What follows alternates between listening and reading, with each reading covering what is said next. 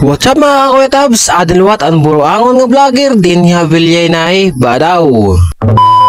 So yan na nga adlaw mga Kuya Tabs kay badaw dila rumamay nga syempre di na akong mga kabuling nga di kaya na nga adlaw namon pagbubuhaton kay bubot nga namon nit ang pinakabawbawhan amon farm kay badaw kay mga manok nga magkusog nga maglayat ay narabak nagkagawas. So yan na kay bubot nga namon na nit sa may bawbaw para di na gud talaga manggawas. Bago ang tanan mga Kuya Tabs syempre kay gintunga-tungaan ni namon init nga amon gitatahion para amon igsangat kauman kay dili man pwede siguro isang at dayon in nga waray patahiya kay baga mahasil man siguro sigin paghihinangad na yung kay taas waray kami ladir nga gamit. And syempre kay ako naman ginpasaka kalina akong kaupod kay baga hiyalat na magurugaan kay namon dili sa nga payag nga gamay kulang lay din marumpag. And syempre kay ginpasaka ko naman niya nga ginpaunat ko nitong nit para gud talaga maunat nga maupay kitaon kay hindi ton kunot kay ton kunot aw madali ito. So mas maupay ton unat kay para sure good nga waray good. So asya ni mga Kuya Tabs kay human naman good nga badaw nga ninin manok adin lahi atop di niya nakarabak kay di naman gud yan nakarabak kay mida naman nit ang pinakabawbaw. So